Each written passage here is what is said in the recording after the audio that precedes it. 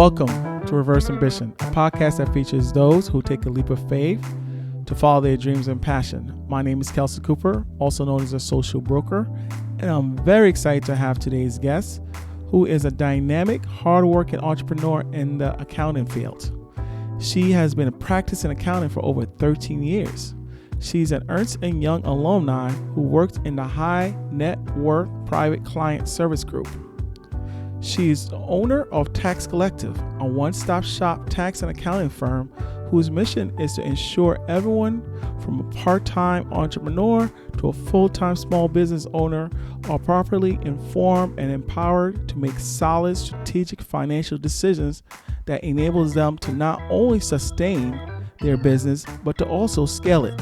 Please welcome Miss Dora Belle. What's up, Dora? Hi, how are you? I'm good. How are you doing? Good. Today's it's holiday time, so it's a slow day, kind of. Okay. If that even exists. Slow day, I know. You're an entrepreneur. There's no such thing as slow days, right? Yeah, no day is actually the same. Well, I appreciate you taking the time out to have a conversation with me, to share your journey. And what I usually do with my guests, I said, walk me through your journey by where you from, where you went to school, where you majored in, and stuff like that. Sounds like a plan? Yeah. All right, cool. All right, go ahead. I'm sorry. So I'm from Brooklyn. I was born in Brooklyn, but I was actually raised in Long Island. And I went to school in New York. I left New York for probably... Where did you go to school? St. John's. Okay. Yeah, I did one semester at Clark, but then I came back because I missed New York so much. Mm-hmm. Just kind of crazy now looking back that I really never left. But I love it here, so it's fine. So I went to school at St. John's. And then right after St. John's, I started working for Ernst Young. But before that, I interned at the New York State Department of Taxation and Finance. Mm-hmm. So pretty much all of my college career, I was sort of grooming myself to learn individual taxes and to be an expert in the industry. Okay. How was your experience at Ernst Young? What did you do there? You said you were accounting for 13 years. Did you spend most of the time at Ernst Young? No. So I spent 5 years at Ernst Young. I was in the private client services group, which basically is the high net worth individual group. So my clients were the hedge fund owners and private equity fund earners in New York State. Or I guess actually not just New York State because they have houses everywhere. But they were based out of New York because we were in the New York office. And then I also was in their state and local tax group.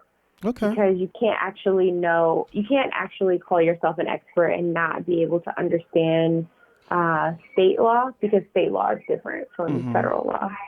Okay. But yeah. Was it a lot of hours? How was your experience there in terms of work-life balance? There's no such thing. I worked probably 80-hour weeks, or maybe a slow week was 60-hour weeks. Wow. I did that. Tax season is all year round. It's actually not January through April. There are rolling deadlines all throughout the year, depending on the type of entity. The busiest time of the year actually is the summertime. Oh, wow. And June and July being worse, is the worst month of the year when we're in the office till 2 or 3 o'clock in the morning sometimes. Just trying to make sure that the partners are actually filing their estimated quarterly taxes on time. Right. Why is the summertime the busiest, time of the year for you, at Ernst for taxes, period? So when you file a tax return, the deadline is April 15th. But some Oh. people file extensions. Oh, okay. And when they file an extension, they are extending their time to file for 6 months. But in between that 6 months, the reason why they're extending their time to file, what's happening is the partnerships and the investments that they're invested in, those funds have actually they have not finalized their tax returns yet. So in the summer, that is actually when they're finalizing numbers from 2000.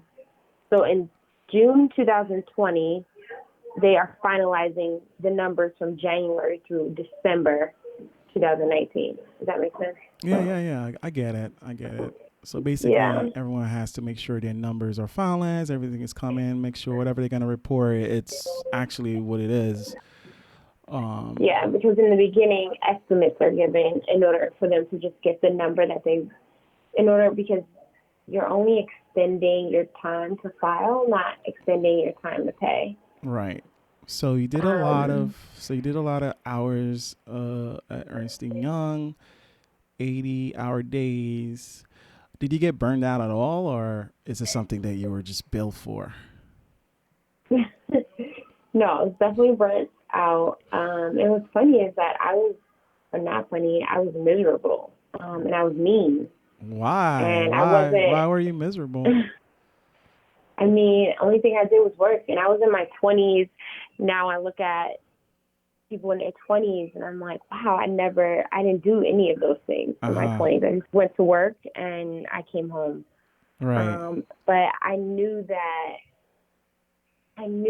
life wasn't a life that I could really sustain and actually be happy. I was missing out on friend events. I was missing out on family events. Of course you're allowed to take your time, but it is shamed upon when you're asking for time off during busy times of the year. But it's always busy, so it's never really a good time to actually take off. Right. I think that that's just the game of corporate America, and I think that's why I never actually could fit in. That's why I always knew that I would never end up retiring there. All right. So what led you to I'm out? What was the final straw for you? The final straw was I was actually picked to go to India and manage the team out there. And I was there for a month. And while I was there, I worked the New York shift and the India shift. Wow. Which means that I was up about 18 hours a day in the office, at least 16 of those hours. Wow. And when I came back, I just sort of even being in India, honestly, it was life-changing just to see the people there, that they don't really have a lot, but they're still so grateful and still just happy because of the people that they have in their life. Right. And I came back and I just looked around. Everything was different coming back from India. I didn't even before that, I've never been a person that felt like I needed money to make me happy. But definitely after leaving India, money wasn't the goal anymore. It was just finding peace and finding happiness. And so when I got back from India, I thought about, is there anyone in this group that I actually want to be like? Because I think that if there's not a mentor in your group that you could actually see your life as theirs, then there's no inspiration. If you can't see it, if you can't imagine it, then you actually won't never be able to execute it. Right. And I couldn't imagine myself in any of my boss's shoes. I thought that their lives was just as miserable as mine because they were actually in the office just as much as we were in the office. Wow. And I quit around, I think it was February.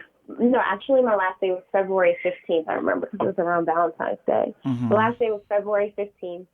And it was funny because all my friends thought I was crazy because I quit without a job. I was going to say, did you have anything lined up? Yeah, no, I didn't. But I've always done accounting on the side, and it was tax season, so I knew I would have. And I had a lot of money saved up. It was something that I had been planning to do mentally, but just never had the guts to do it.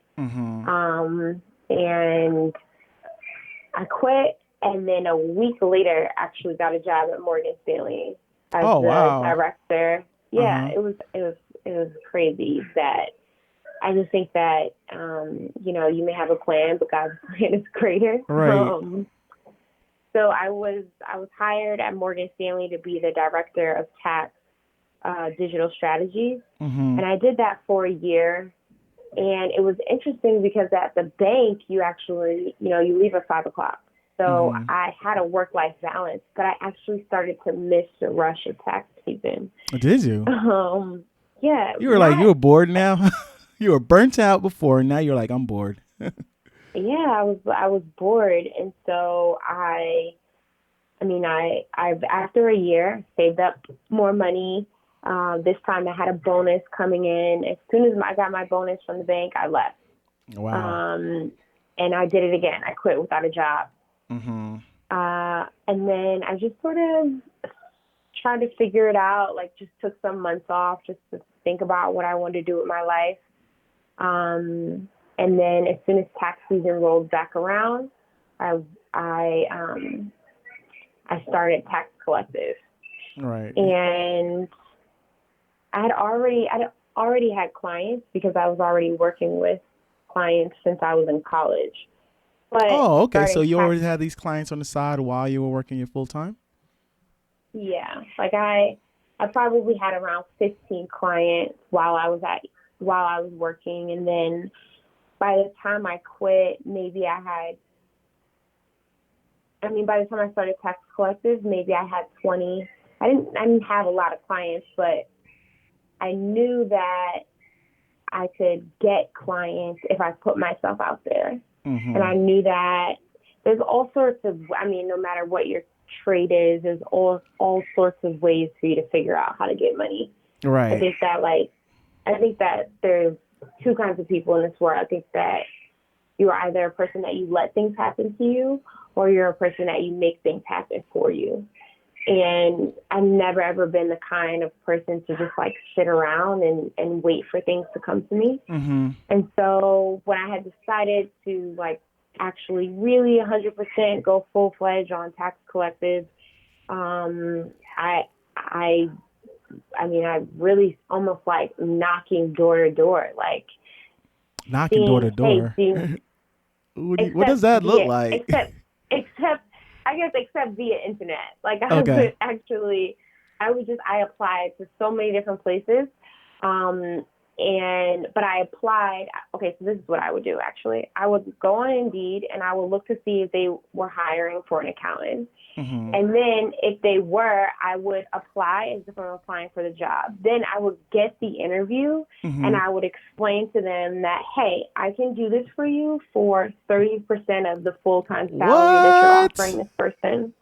What? But That's can't gangsta. It worked. It actually worked. I probably had 4 huge contracts in the beginning. And it was enough to sustain my life. I was making, well over 6 figures. And then so I was able to travel and do both. Wow. But yeah, it was great. I thought that How did you come up with the idea of going to Indeed and basically apply for a job and then turn them into clients? That's gangster. I think that I really, in my head, it was, I don't have a choice and I need to figure out a way I need to make a way because I knew I didn't want to go back to corporate America. That was your motivation, right? Figure it out. Yeah. Yeah. To just figure it out. And then I just started, I'm always looking up random things on the internet. And so there was even one contract that I got because I was applying for a grant. and it was a board of all women, and they absolutely loved me so much that they said that they actually they introduced me to one of their husbands who owned an accounting firm. Wow. And then he became a client of mine. And then I was doing work with him during tax season, helping him out with his clients, which that was a great experience because it was a mid-sized firm, so very similar to Ernst Young, and very similar clientele as Ernst Young. But the problem, or what happened to me actually, was sounds great, like wow, like able to negotiate these types of contracts, but what actually ended up happening was the teams at the firm started to get jealous because I was the only one that had this working situation. And here I am, this black girl, black woman, walking in, and I don't have my CPA yet. And some of them did have their CPA, but I'm smart. Right. And I actually know how to explain this backwards and front. And the team started to get jealous, and any little mistake that I made, it was a bigger issue. And eventually I was still really young, and I mean, I was only 1 year in. I was actually still in my first year of owning my business. And there was just a lot of trials and tribulations that even today, there's still new ones, but I couldn't actually handle the capacity of all the work that I had. I had too much work, and I was actually starting to slack off on contracts. Wow. How did you manage that? How did you manage that, in terms of having too much work? That's like a entrepreneurial dream. Did you get anyone to help you, or how did that go? So eventually I had to start hiring people. So now Tax Collective is actually, I have 2 assistants who help me. And I've changed them out at least who I worked with last year, I don't work with this year. But I think that's because accounting is not like it's not an easy job. Like, it's not a fun job. You're looking at numbers all day. It can get very mundane. It can sometimes be all admin in one day. Right. And really like the good stuff or the juicy stuff of like the planning and the strategy happens in the beginning, happens in the middle of the year, not during tax season.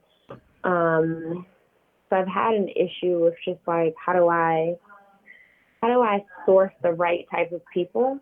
How do you go about finding, the right type of people? Well, right now, I just put out ads on Indeed, but a colleague of mine actually just gave me an idea to go back to my alma mater and ask them if I can actually qualify for interns to get credit to work with me during the semester. Right, it's a great idea, actually. Yeah, so I'm working on that. And once I'm able to do that, I know I'll be able to actually get someone who's in it for the long haul, because I want to teach someone everything that I know. I want to share this knowledge. Like, I think that even the employees that I work with right now, I'm actually encouraging them to get clients and telling them that these clients, you will build your own book of business. And of course, I'll take a percentage from it, but this is you're going to make a lot more money by building clients than you are by the hourly rate that I'm paying you. Right. And I'm teaching them, and I finally actually have like a really good team. So it's going to be like a really good tax season. Right. So other than having like too much business, what other obstacles have you faced, in terms of starting your business and growing your business and so forth? Well, I mean, what ended up happening from having too much business, I lost all of it. What? Yeah, I lost all of it, and I had to start basically from scratch. How did that happen, actually? People... I just couldn't manage it. I couldn't manage it anymore, and I had to let it go. And then I started from scratch, and I was just able to just reassess everything that I was doing and just figure out how to do it better. And I mean, I'm still doing that. I'm constantly trying to figure out ways to do that. But I think like the most important thing for me is just making sure that my calendar is up to date. So right now I have 144 clients. What? And this is from starting over. Yeah, from starting over. But what I do now, I do mostly audit. Okay. I actually don't work on a lot of tax compliance, only when it's tax season, January through April. But a lot of my clients are small businesses, so they're not the refund client. They're the ones that they actually have to make payments during the year. Okay. And we're strategizing about different like tax planning, retirement strategies during the year. It's not compliant. So the clients now, or most of my clients, they are revolving because they're audits. So as soon as they're done, they're not my client anymore. Right. How did you, if that makes sense. when you started over, how did you find your clients? Did you go about it the same way or? Yeah, actually it was the same. I did the same exact thing. And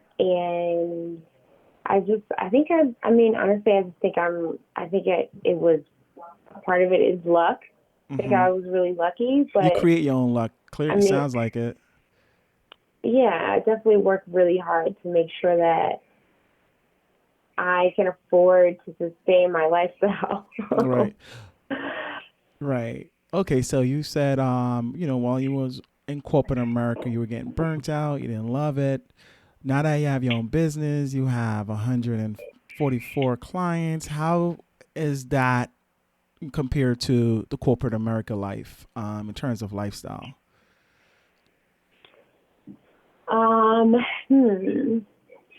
If I compare it to friends of mine that are still in it, I have the freedom to decide tomorrow that I want to go to LA just because I want warmer weather. And I think that having that freedom has actually enabled my mind to just be able to think broader. Because I don't put myself in a box anymore. I can really do whatever I want to do. Like last summer, I traveled through Europe. Wow. And I used to rent space in WeWork. And so WeWork is global. So when I was in Barcelona, I visited the WeWork Barcelona office. And I was sitting there and I was on a call with a client, and it's not very hard to figure out that I'm an accountant once you start hearing what I'm asking, the questions that I'm asking. And someone in the office came over to me and they're like, "Oh my God, are you an accountant? I've been looking for an accountant.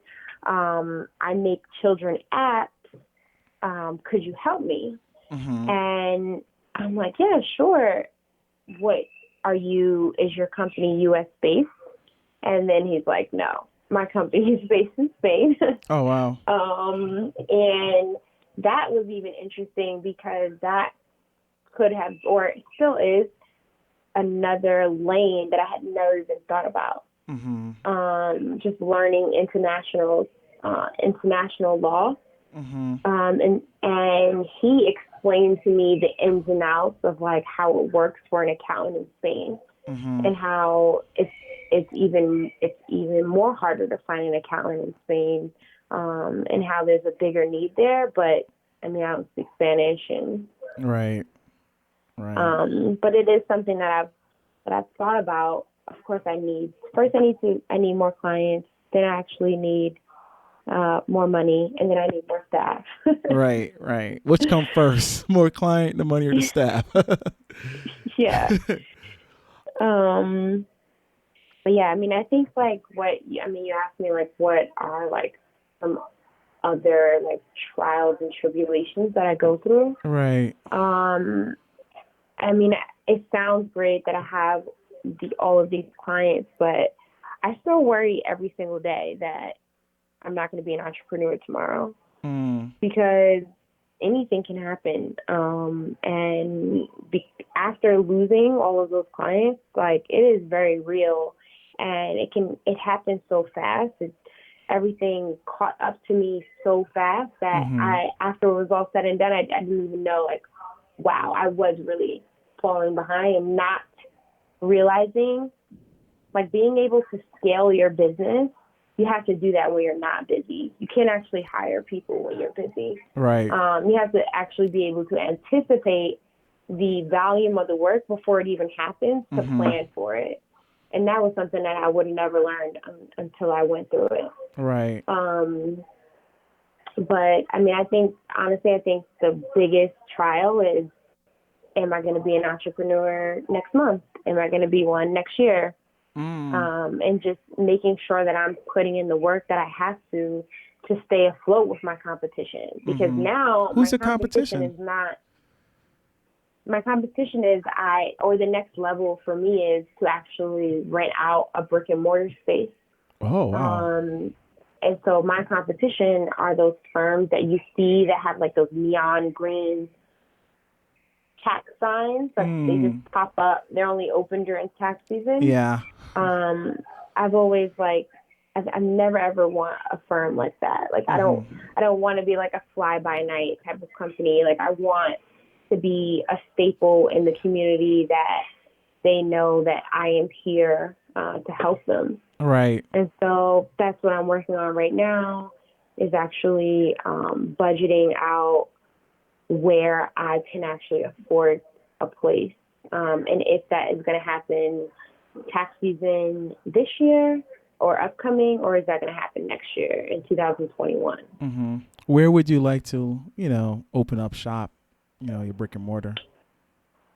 Definitely somewhere in Brooklyn. I mean, it's just it's home for me, so it's just so familiar.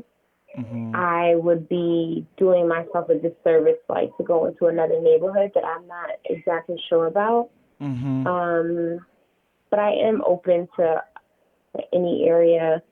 And Brooklyn's real estate is actually pretty interesting. Like, it's not high across the board. It really does depend on where you are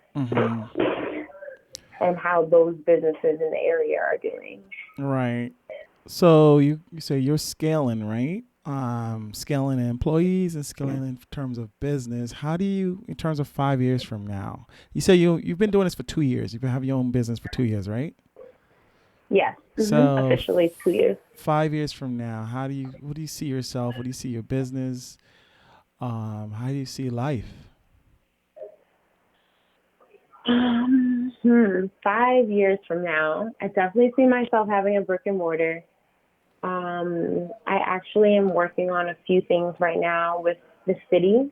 The city actually has a lot of programming for tax incentives, where, for instance, if you make underneath $50,000 a year, the state will actually pay for you to get your taxes done for free. And how that works is they give out this contract to different firms all over New York City. And if you are granted the grant, then they will pay you for the tax returns that you do for these taxpayers for free. And so I'm working on that. I'm very close to getting it. But in 5 years, I definitely anticipate having that. And with that type of contract, I think that automatically ties in that I am a staple in the community because I'm here to actually help. Right. And they know that I'm there to help because I'm doing things for free. Right. I also want to work on, like right now, with the Instagram posts. Last year I posted one video. It was an animation video of a little Black girl accountant just giving advice and giving you rules in less than 60 seconds. And so I've been working on that. So in 5 years, I mean, I hope that's even bigger. Right. But for me, what that vision is to have a Sesame Street of taxes. Okay. That's dope, Yeah, actually. yeah. That's what I hope in 5 years that is exactly what I have. Right. How do you see yourself living? Large, traveling? Um, well, I'll definitely see you in Brooklyn, but, how's quality of life for you in 5 years?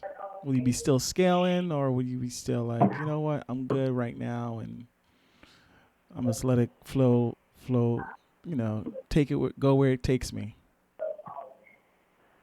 Well, I think that I think that I'll have a brick and mortar within the next 2 years, Mm-hmm. and I really want to find the staff that I can develop into like just being confident enough to do this on their own and not need me there. Right. Um, so that I can go out and get new business. I Mm-hmm. mean, I want to work, I do want a brick and mortar, but I want that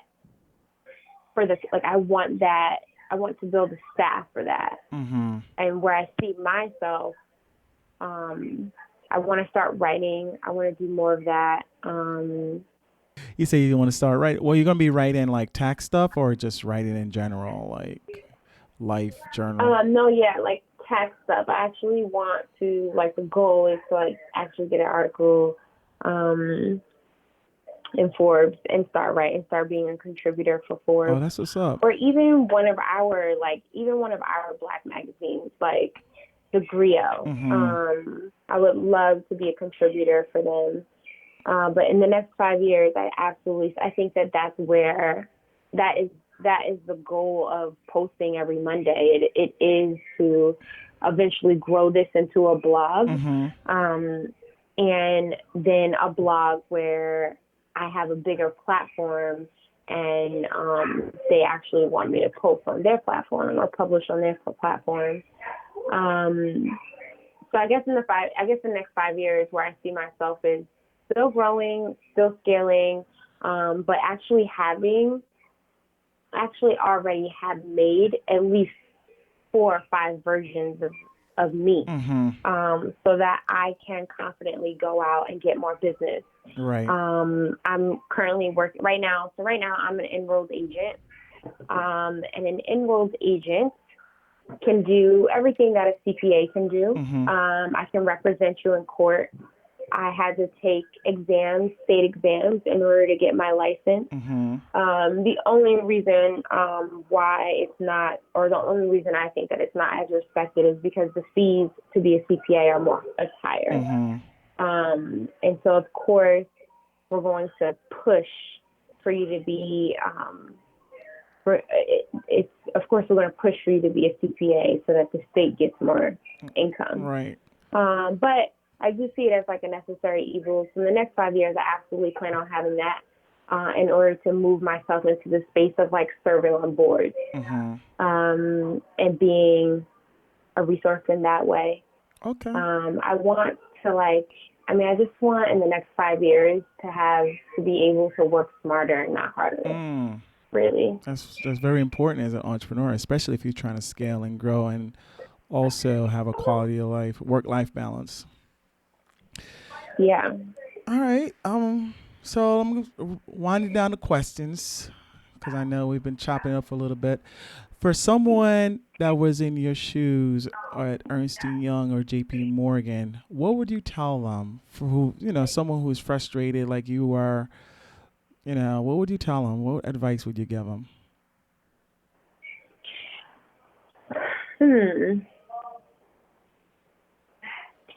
I would tell them that